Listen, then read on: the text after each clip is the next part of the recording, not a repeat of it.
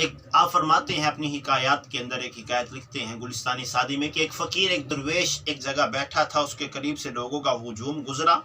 उसने गुजरने वाले लोगों को देखा, पूछा कि भाई किधर जा रहे हो? कहा बादशाह सलामत ने सबकी दावत की है, हम दावत के लिए जा रहे हैं, उसकी दावत के कबूल करके उसके दरबार जा रहे हैं। कहा अच्छा सबकी की है तो मैं भी उसकी राय में हूँ, चलो मैं भी चलता हूँ। अब जनाब ये भी उठे दुर्वेश और उस बादशाह के महल में पहुँचे। जब बादशाह के महल में पहुँचे तो जिस तरह आज दुनिया वालों का मिजाज है, दीन वालों का मजाक उड़ाना, बादशाह ने देखा बड़ा सूफी बंदा है। कहा सूफी जी आप बड़े मुझे हजरत मालूम होते हैं, ये रुमाल पकड़ें, पूरे पंडाल में जो आपको सबसे बेवकूफ़ नजर आता है उसके सर पे रख दें।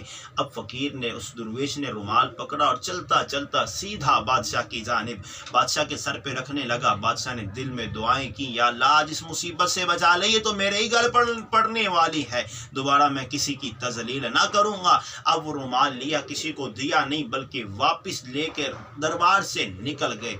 वजीरों ने कहका लगा दिया कि फकीर था ना, बादशाह को रुमाल इतना पसंद आया लेके चला गया। अब कुछ दिन गुजरे, वक्त गुजरता रहा, वो फकीर उसी जगह बैठा अल्लाह अल्लाह कर रहा है। लोग फिर गुजरे, कहा किधर जा रहे हो? कहा जी बादशाह सलामत बीमार पड़ गया, उसकी अयादत के लिए जा रहे हैं। कहा अच्छा बीमार की अयादत करना तो सुन्नत है, चलो मैं भी चलता हूँ। ओ हो यार, कितना वो अच्छा जमाना था कि जब बादशाह भी बीमार पड़े तो राया पूछने के लिए चले जाते हैं, और आज वो जमाना आ गया कि इसके अंदर माँ बीमार पड़ी हो तो बेटा पूछने के लिए तैयार नहीं, बाप बीमार हो तो बेटा पूछने के लिए तैयार नहीं। अलगर्ज जब बादशाह के महल पे पहुंचे तो देखा बादशाह अपने बिस्तर पे जो है मर्गे बिस्तर पे है। कहा बादशाह अब क्या हाल है?